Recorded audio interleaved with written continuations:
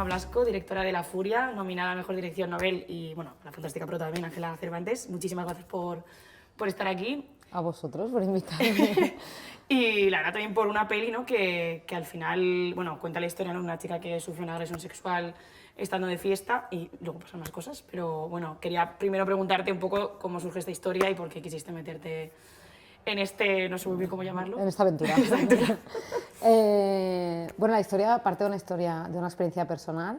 No es mi historia realmente, pero sí que a mí me agredieron cuando yo tenía 18 años, me agredieron sexualmente. La historia es muy diferente, la mía real.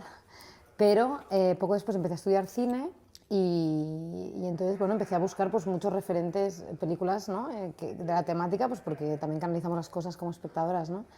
Y no encontraba referentes de películas que realmente yo me sintiera representada en el tipo de proceso traumático, en la perspectiva que yo estaba viviendo, que, bueno, que era muy oscura, ¿no? Y como muy de entraña.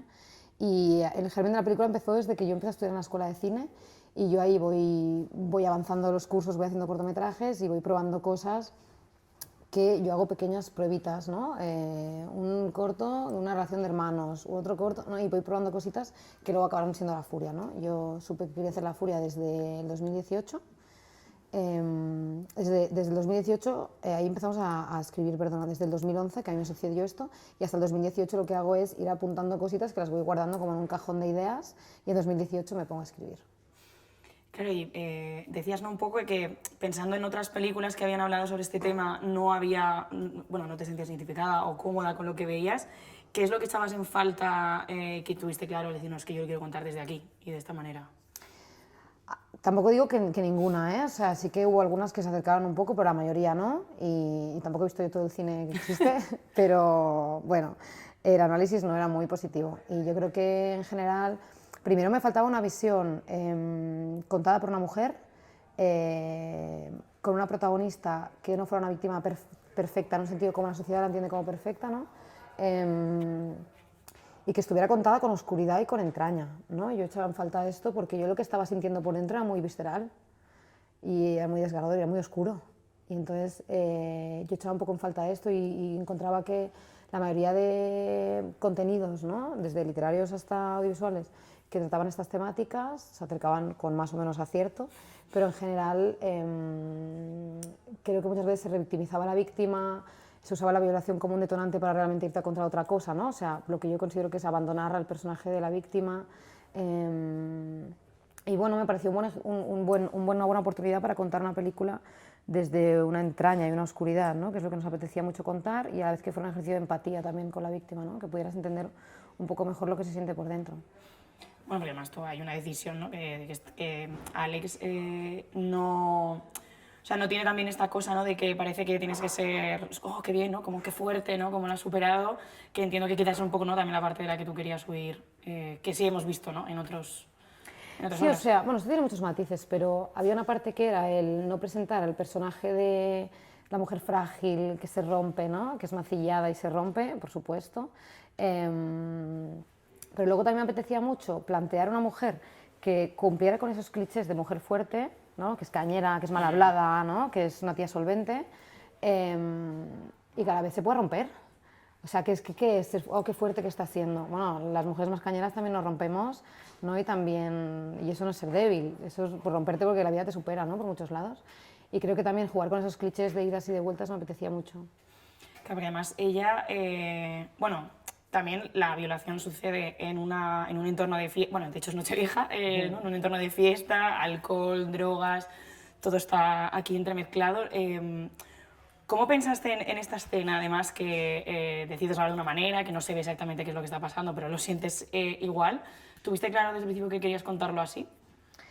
Sí, prácticamente desde el principio, es una idea que viene desde guión, porque esto fue todo un recorrido, ¿eh? Porque, claro, yo me empecé a plantear mucho a nivel ético y moral cómo representar esto, si es que necesitábamos representarlo, ¿no? Me planteé incluso que la secuencia no estuviera, contarlo por elipsis, pero había algo con una apuesta tan clara de punto de vista, también en ese ejercicio de empatía, que creo que también es la película, que también era como irte de su punto de vista, ¿no? Y había algo con que yo quería hacer una propuesta de película que estuvieras tan cerca de ella, que la pudieras tocar casi la piel todo el rato, toda la película, y si no contábamos esa secuencia, como que eso, como que nos alejábamos un poco, ¿no? Pero claro, ahí entraba la gran cuestión que era cómo lo hago. ¿Cómo lo hago? Porque no quiero crear espectáculo, como en muchas películas, esas en las que no me sentía representada, se creaba espectáculo con esa secuencia, más o menos voluntariamente, pero se creaba una especie de morbo cinematográfico. No quería crear más imaginario colectivo, no quería que salieras de la sala con una imagen que tú pudieras recordar de violencia sexual contra las mujeres, ya tenemos suficiente. Y quería ser respetuosa con las víctimas que pudieran ver la película, que si se acercaban víctimas a la película, como yo me había acercado a otras películas, no se sintieran retraumatizadas, y con la actriz y el actor y el equipo que iban a formar parte de la escena. Entonces la solución fue el sonido, pues que el sonido es un arma poderosísima, ¿no? Y además es una solución formal, o sea, es una herramienta que tenemos y que generaba un relato casi más perturbador, porque hay algo de que cada uno se le imagina la violación como se la imagina, ¿no? Se entiende, narrativamente se entiende igualmente, cada uno la imagina, y también creo que apoya incluso un poco al relato incompleto, que es que a ella no le ha visto la cara y tú tampoco. O sea, también es un ejercicio de punto de vista y de ese relato en el que te falta una cara, ¿no? Faltan las imágenes, ¿no? A ella le faltan y a ti también como espectadora. Y luego, una cosa que fue un poco más sorpresa que me encontré a la hora de apostar por esta idea fue que creo que, o sea, me gusta decirla que es un regalo, creo que nos hemos encontrado por el camino, conceptual casi, que es que tú no ves nada, pero a ella te la crees a tope, ¿no? Y creo que eso también es un ejercicio de empatía que es importante que esté ahí, y creo que es guay para a nivel de, no digo de mensaje, porque yo no pretendo lanzar mensajes, ¿no? Sentar cátedra, pero creo que es un melón que está guay que nos planteemos también. Bueno, y además también esta violación sucede y ella está con la regla. ¿Por qué quisiste también que esto fuera así? Bueno, primero porque la regla está muy poco tratada en el cine, o sea, yo siempre digo que hay más menstruación en la vida del día a día que divorcios, y hay más pelis en las que salgan divorcios que menstruación. Eso es así, y está a la orden del día. Evidentemente esto es porque las mujeres, cada vez más, pero hemos tenido poco poder sobre el relato que se contaba, ¿no? Eso es parte de nuestro día a día, y cuantas más mujeres directoras hay, más planos de menstruación están saliendo, ¿no? Esto por un lado. Y luego por otro lado, la sangre es un elemento en la película que es muy canalizador de muchas cosas. Creo que había algo muy con el, ¿no? con los genitales, con esa intimidad también que implica, ¿no? Una violación, pero empezar también la película con un plano de ella limpiándose las bragas de menstruación, creo que también era una declaración de intenciones de hasta dónde vamos a profundizar con la peli, ¿no? De que no va a ser agradable, pero va a ser la realidad, ¿no? Que es un poco eso, y vas a entrar hasta la intimidad de esta persona, y a un nivel más conceptual yo creo que había algo también muy arraigado a lo mitológico, que con la sangre me servía mucho como inicio y final de la película, ¿no? No voy a contar más, pero también tiene un cierre, ¿no? Esa sangre. Total. Bueno, fueron muchos elementos, ¿no? Que me decían que tenía que ir por ahí. Bueno, además es que, claro, estaba escuchándote y estaba pensando en que sabemos que tiene la regla, porque efectivamente está ya en el baño y cambiándose, bueno, es la compresa, ¿no? No sé exactamente. Bueno, como que se limpia, se pone papel de váter y luego se Claro, pero hay un momento, ¿no? Pues que te llega la escena de la violación y yo, claro, pensé, lleva un tampón, rollo, esto sigue ahí dentro, no sé qué, como también como de incluso de meter más. Pues los hombres que han visto la película se les olvida que lleva un tampón hasta que se lo sacan del baño. Sí, sí. Yo soy testigo de esto. De decir, pero hasta incluso, ¿qué es eso? O sea, claro, haberlo olvidado por completo. Qué horror. Y sin embargo, nosotras no. Bueno, una cosa que también tratas en la peli, en esta parte del todo el post, ¿no? Que es el viaje que se hace ella, pero bueno, que también es el viaje que se hace su entorno. Con el personaje del hermano, que de hecho es, ¿no? Una primera, bueno, y única persona con la que lo habla. Entiendo que no es casualidad que sea un hombre. ¿Tuviste claro que fuera un hermano?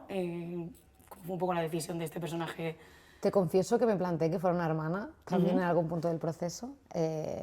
Primero partió de que yo tengo un hermano que no hace para nada lo que hace en la película.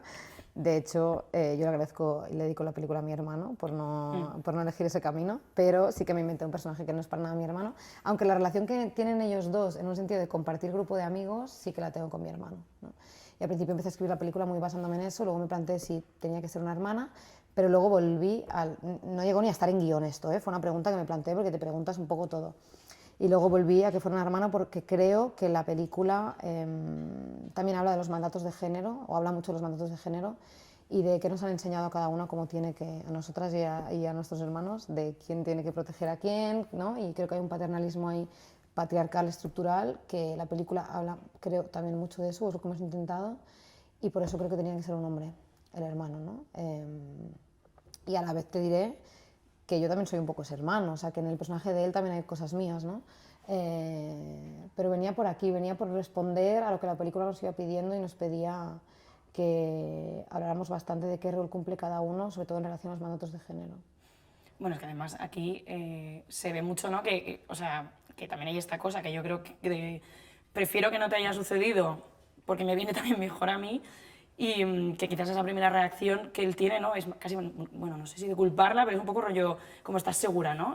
Pues sí le está trasladando cierta responsabilidad a ella. O sea, no digo que activamente la culpe, pero él al final es un ejemplo le hace preguntas que son clásicas que hace la sociedad en general, que igual no, las hemos personificado en un personaje en concreto, pero que es muy habitual las preguntas que él le hace a ella y que al final están revictimizando a la víctima y en cierta manera sí que le están trasladando una culpabilidad, ¿no? Yo, para mí, lo hablamos mucho con el actor, ¿no? Con Alex Monner, desde dónde entendemos este personaje. Y había algo de que es que no tiene herramientas. Y no tiene herramientas y eso al final, ese no tener herramientas y esa falta de esa deconstrucción atraviesa, o sea, está linkado con el patriarcado y atraviesa la película y nos atraviesa socialmente a todas. Es que ya te digo que para mí el personaje del hermano es un ejemplo de comentarios que he escuchado en muchos lugares y en muchos contextos diferentes. Y él lo que hace para mí es, o sea, es un acto, en su cabeza es un acto de amor, ¿no? Y ese querer ayudar, es desde un querer ayudar realmente genuino, pero obviamente es desde una toxicidad muy grande, desde un paternalismo gigante, ¿no? Que responde al rol que él se ha creído que tiene que cumplir, ¿no? Sí. Sí, también es el primero, ¿no? Que le cuestiona el es que ibas pasadísima, ¿no? Que también hay un poco esta cosa social de que las mujeres parece que es que vamos pidiendo cuando salimos de fiesta que nos violen. Sí, sí. Claro, y al final para mí era muy importante también, no digo este referente, ¿no? Porque tampoco es eso, pero sí crear un personaje femenino que, igual que no queríamos que fuera ese cliché, ¿no? Que fuera una tía que pues evidentemente pues, se ha drogado y o sea, que pudieras, que desde fuera el pensamiento pueda ser el que habitualmente se ha criticado, ¿sabes? Socialmente, que si vas drogada, que si vas vestida de X manera, que si tal. Y para mí era interesante también revertir eso, ¿no? Y que en ese ejercicio de empatía, que creo que puede ser la película para alguien que no ha entendido nunca o que no ha profundizado nunca en qué se siente al ser agredida, que poder desmontar el que claramente veas que por mucho que ella fuera drogada y fuera vestida como fuera y da igual totalmente lo que ella hiciera, que lo que ha pasado es total, o sea, no es para nada su culpa, ¿no? Y esos cuestionamientos que le hace el hermano es que responden con lo que socialmente sucede. O sea, es que si abres Twitter a la mínima que sale un caso mediático, es espectacular. Total. Sí, sí. Bueno, incluso, bueno, o sea, situaciones como la que tú enseñas en la peli. Si nos pasa, por desgracia, esto es algo que hemos pasado, pues ojalá no todas, pero casi, ¿no? Como que hemos tenido que responder a eso. Y claro, también en la parte que tiene que ver con el viaje que se hace ella después, hay como mucha cosa, ¿no? de recuperar un poco la vida, ¿no? Evidentemente desde otro punto, porque esto te la cambia, pero quería preguntarle por esta parte de, bueno, ella es actriz, ¿no? De cómo el propio teatro se acaba convirtiendo, ¿no? Como en su manera de poder llegar a una catarsis que de otra manera no está pudiendo, ¿no? Totalmente, y además yo no quería hacer una película de superación, y eso no significa que ella no lo supere algún día, sencillamente que la parte del viaje que cuenta la película es la parte más del shock más postraumático y ¿no? de los primeros tramos de ese trauma, y usa el teatro de forma, ¿no? para canalizar, usa el teatro como yo estoy usando la película en realidad, ¿no? Que para mí, te digo que la película no es una forma de contar mi historia, sino es una forma de contar cómo me sentí y la autoficción entendida desde la autoficción como la oportunidad de reescribir tu historia, ¿no? Y de encontrar esos huecos, ¿no? que desde la ficción te puedes permitir, ¿no? Y yo creo que ella usa el teatro a modo de catarsis, no directamente con una terapia activa, pero evidentemente es el espacio en el que se puede permitir canalizar toda esa oscuridad que no se ha permitido antes canalizar, ¿no? Y que de hecho en la vida real no estaría bien. canalizar esa violencia, ¿no? Pero que el espacio de la ficción te lo permite, igual que a mí me lo permite al hacer la película. Claro, era una cosa que también te quería preguntar un poco, ¿cómo te ha sentado a ti hacer esta peli? Y además ahora que ya pues lleva, bueno, se estrenó hace mucho, ¿no? Estás como viviendo los últimos coletazos, yo creo, de los premios. No sé si también para ti es un poco de, no sé si liberación, de cagarte un poco en todo. Es que es una pregunta que me hacen mucho y no sé muy bien qué contestar, porque no me la he tomado la película como terapia, No. porque al revés, yo creo que empecé a escribir la peli cuando yo ya había hecho mi terapia y ya lo tenía todo colocado en otro lugar, ¿no? Creo que hay algo que de hecho me lo comentabas antes, que se me ha quedado en el tintero, hablábamos de cómo ella se reconstruye o no, ¿no? Y yo creo que no se trata tanto de convertirte en otra como ni de superación, como se trata de hacer un ejercicio de recuperar el poder, ¿no? de tu vida, ¿no? Que no es tanto si me convierto en otra o no, porque yo creo que hay una herida que se queda para siempre de alguna forma. Evidentemente eso te hace a evolucionar como persona, como cualquier trauma que te sucede en la vida. Pero creo que hay algo más que es el tomar el control de lo que te está, intentar recuperar ese control, ¿no? Y cómo lo estoy viviendo, yo creo que esto no es una terapia, pero sí siento un cierre de ciclo. O sea, me ha ayudado como a... Primero, me ha parecido una oportunidad divertidísima poder contar la parte más oscura de lo que yo viví. O sea, me lo tomo así, me lo he pasado muy bien haciendo la película. No ha sido traumático. Y yo creo que empecé por eso a escribirla cuando yo ya me sentía preparada para pasármela bien haciéndola. La hemos hecho con mucho amor, evidentemente con unos tiempos apretados, ¿no? Es una película pequeña, como cualquier rodaje que hay, ¿no? Una tensión creativa, digamos, pero nos lo hemos pasado bien haciéndola y ha sido un proceso de amor muy bonito y me ha permitido entender más cosas de mi proceso, ¿no? En ese sentido. No como catarsis, pero sí como entender cosas de mi proceso y poder colocar unas expresiones más oscuras, unas cosas que quería expresar más oscuras en lugares de la película, ¿no? Como hace ella.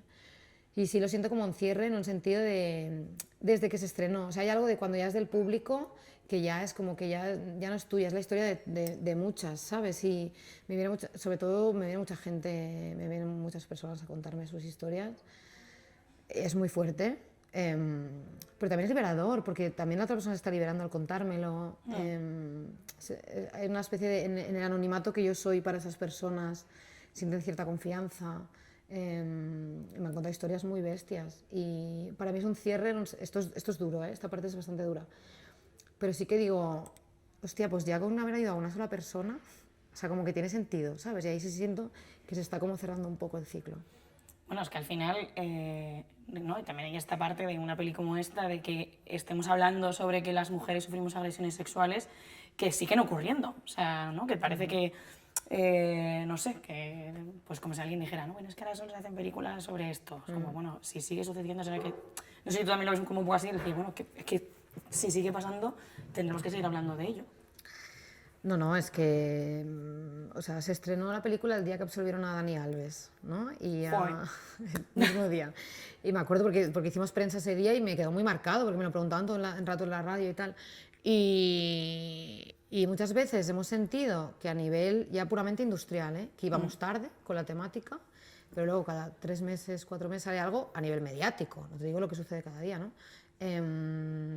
Muy fuerte, una de cada 4 mujeres ha sufrido violencia sexual. Los números son los que son muy graves y solo sabemos la punta del iceberg. O sea, se denuncian 13 o 14 violaciones al día en España, al día, y esto es las que denuncian, Total. que es una parte menor de las, ¿no? Lamentablemente no vamos tarde, ojalá estuviera obsoletísima la película, ¿sabes? Pero no, y también creo que ya no solo acordarnos de que suceden muchas violaciones, sino abrir un poco también el abanico de reflexión, ¿no? Cómo afecta el contexto, si el contexto mira para otro lado o no, cómo actúa el contexto es determinante en el proceso traumático, en que las víctimas se sientan más o menos cómodas para hablar. ¿Dónde está la reparación? ¿Cuál es la reparación? ¿Una venganza es la reparación? ¿Sabes? O sea, creo que también es momento de pensar un poco más allá de los números, ¿sabes? Bueno, claro, también es, bueno, evidentemente por vuestra profesión estáis expuestos y cada cosa que digáis siempre va a estar más, o sea, de manera más pública que lo que diga yo o lo que diga el panadero. Pero claro, es verdad que también o sea, formas parte, ¿no?, de una industria en la que, bueno, tuvimos este caso que salió de Carlos Bermúdez, alguna cosa más, como que no hemos tenido tampoco este Me Too que quizás hubiéramos esperado aquí en España. No sé si el hecho de hacer una peli como la tuya dentro de una industria en la que se medio sabe, ¿no?, que pasan cosas, no sé si has notado algo desde dentro de rechazo o al revés, de decir, ostras, qué bien, por parte de compañeras, compañeros, entiendo que hay muchas escalas, ¿no? Pero... Pues no, yo personalmente no he notado nada. También es verdad que yo soy novata, entonces no sé si hubiera sido de otra manera. No sé si se me han cerrado puertas que se me habrían... No lo sé, la verdad es que no lo sé. No he notado eso, pero también he notado más confianza de personas que trabajan en la industria para contarme más experiencias propias o para recordarme que el informe de CIMA que salió hace poco, que es gravísimo, ¿no?, la cantidad de... Ahora no recuerdo exactamente el porcentaje, Ya, pero yo era tampoco, muy, muy alto. sí. Lo podemos poner abajo si no. Pero Disclaimer. es que diría un número, pero no me quiero atrever. Pero era muy, muy alto, ¿no? De mujeres que trabajan en el sector audiovisual que han sufrido violencia en el sector. Y bueno, creo que en realidad igual hay personas, asociaciones, ¿no?, que me han invitado a formar parte de mesas de charlas de tal, y la película, o sea, haber sido la directora de esta película igual me ha acercado más a la realidad, ¿sabes? Yo personalmente no he notado nada en un sentido de un perjuicio por haber hecho la película. Y claro, no sé, aunque no es del mundo del cine, pero bueno, a cultura, música, quería preguntarte si, como habías vivido tú también, las denuncias que se pusieron contra Julio Iglesias, por sus trabajadores también por agresión sexual, que bueno, ¿no?, como esta figura muy importante dentro de la cultura de nuestro país, no sé cómo lo viste tú también el que esto sucediera. Pues es que cada vez que sale una noticia de estas, se te revuelven las tripas y te encoge el corazón y hay una parte de mí, me siento muy conflictuada con esto, porque hay una parte de mí que es como, guau, qué bien que vaya saliendo todo cada vez más, ¿no? Y a la vez no me gustaría que se normalizara. Ya. O sea, quiero decir, que de repente no fuera noticia, ¿sabes? No es noticia en un sentido de que es una de tropocientas más, ¿no? Y lo que no sabemos, ¿no? Pero por otro lado, esto no me gustaría como que normalizáramos una más, ¿sabes? Entonces estoy todo el rato ahí en que cada vez que sale una, pues me jode el día y la semana y lo hablamos y con las amigas y todo, y a la vez... muy difícil, ¿eh? Es que Ya. cada 2 o 3 meses sale algo mediático, digo. Y lo que no sabemos es que... Ya, sí, a veces me planteo si realmente, o sea, que tampoco ha salido tanta cosa en realidad. No, pero yo creo que también, claro, lo que dices, ¿no?, de no normalizarlo, pero como ya entre nosotras en nuestras vidas nos pasan, pues es verdad que está muy presente, por desgracia. Pues bueno. Sí, se me ha ido. Ah, vale, perdón. Una cosa que no quiero que se me vaya de todo este proceso de la reparación es que también lo abordas en la peli, es también qué pasa con tu vida sexual después de que te ocurra esto, ¿no? O sea, lleva por un lado al ginecólogo, pero también tiene como ahí un medio novio, ¿no?, con el que, bueno, pues tiene que volver a, ¿no?, a verse en estas situaciones pues, de mantener una relación sexual, ya sea, bueno, como sea, ¿no? Pero no sé si también, ¿no?, es algo que no, quizás no está tan contado, el decir, bueno, es que si te violan y vuelvo después, volver a hacer el amor te cuesta un poco. A ver, para mí era importante que estuviera esa secuencia para poner esa pincelada y mostrarlo, ¿no? Que al final hay un proceso ahí. Sí que es verdad también que igual que Ángela y yo tuvimos que plantearnos un momento, había un punto que sentíamos que teníamos que representar, ¿no? Porque y las víctimas que lo han vivido así allá, hasta que dijimos, no podemos representar a todas las víctimas. O sea, era de que hemos creado este personaje y también porque quién soy yo, o sea, que cada experiencia, o sea, cada víctima lo vive a su manera y su proceso. Igual las relaciones sexuales no tienen tanta importancia para todo el mundo, pero hay personas para las que sí. Evidentemente es un tema, o sea, es un tema del que hay que hablar y que hay algo que cala, pero también tampoco queríamos que la película fuera por ahí. Por eso solo hay una pincelada de eso, ¿no? Porque el trauma se abre, ¿no? Un abanico, el trauma se abre dispara a 1000 líneas, ¿no? Una de ellas, por supuesto, es volver a tener relaciones sexuales, y está guay que hablemos de esto. No me atrevo a decir más porque no quiero sentar cátedra, porque creo que cada una lo vive a su manera. Sí, creo que cada una lo vive a su manera. Para mí fue un proceso, pero es que no quiero hablar por todas las víctimas, ¿sabes? En otras nos centramos en este caso, en este personaje, cómo lo viviría y poner esa pincelada para que la gente fuera consciente de que esto es un tema, ¿sabes? Después de que te violen, pero bueno, creo que también abrir abanico y que en realidad el trauma sea desde lo sexual, desde lo familiar, desde lo laboral, desde, ¿no? Cómo te atraviesan todos los estratos de tu vida, creo que también es interesante. Sí, incluso contigo misma, ¿no? Ya coges a Contigo cortar misma. pelo, o sea, que es como que... Sí, sí. Y bueno, no sé también cómo ha sido el proceso, teniendo en cuenta, ¿no?, que esto es una ópera prima de una directora, mujer, joven, sobre este tema. ¿Costó mucho levantarla? Costó mucho levantarla, la verdad que sí, pero lo mismo, hablo también con mis compañeras y, o sea, no sé si ha sido por la temática, ¿sabes? Porque a todo el mundo le cuesta mucho levantar una primera película de ficción y una primera película con empaque en un sentido industrial, ¿no? Por mucho que sean películas pequeñas, pero sí, costó muchísimo. Las conversaciones que tuvimos con algunas personas en algún mercado o así, antes del Me Too, del gran Me Too, digamos, pintaba mal. O sea, había algo de, no sé si lo podréis levantar, ¿sabes? Como que estáis viendo un número muy grande. Por suerte la sociedad ha cambiado. Tardas tanto en levantar una peli que tú cambias y la sociedad cambia, ¿no? Queda mucho por hacer, ¿eh? O sea, Sí, sí, sí. pero de repente hubo un momento, incluso casi de pinkwashing, ya te lo diré así, de que empezó a salir como mucho contenido en relación a eso, porque evidentemente había una efervescencia social, ¿no? Y por tanto había un interés social con estas temáticas. Había algunas que lo abordaban desde un lugar, para mí, súper panfletario, condescendiente, tal, pero a la vez esto favoreció que las conversaciones con financiadores creo que empezaron a ser más fáciles, ¿sabes? Sí, sí. Creo, ¿eh? Es la manera en que yo he leído este proceso. Y luego las otras partes que lo han hecho difícil, creo que como cualquier película, cuando eres desconocida, tienes que levantar una película con un cierto empaque industrial, pues sí ha sido difícil. Pero dicen que la siguiente es peor. Hombre, por Dios. Espero que no, espero que no. Pero ha sido difícil, ha sido difícil. He estado súper bien acompañada por la productora Mireia Graell y había algo de que teníamos tantas ganas de hacer la película que era como para adelante, para adelante, para adelante, para adelante. No sé si en este proceso de hacerla, el Goya, bueno, está nominada, ¿no?, al Goya, fue algo que estuvo ahí en el horizonte. Pues no, aunque luego hay momentos del camino de promoción que la gente te lo dice y tal, y dices, no me lo digas, no me lo digas, que igual no me nominan, ¿sabes? No me lo digas, no me lo digas, no me lo digas.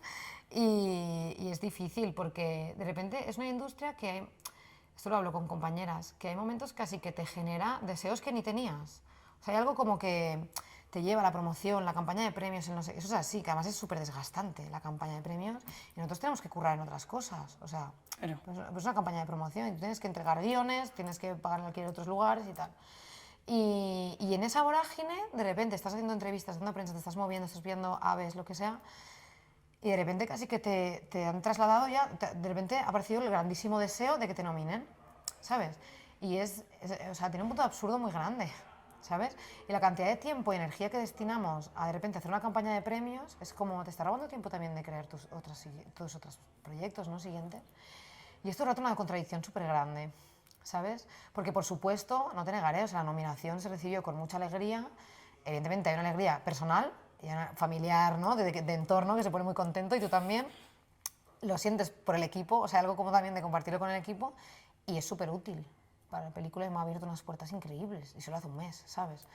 Es impresionante lo útil que es una nominación, pero tengo compañeras que han hecho películas increíbles y no están nominadas este año, ¿sabes? Y también es un poco injusto, ¿sabes? Y a veces es la capacidad de promoción que tenga esa película.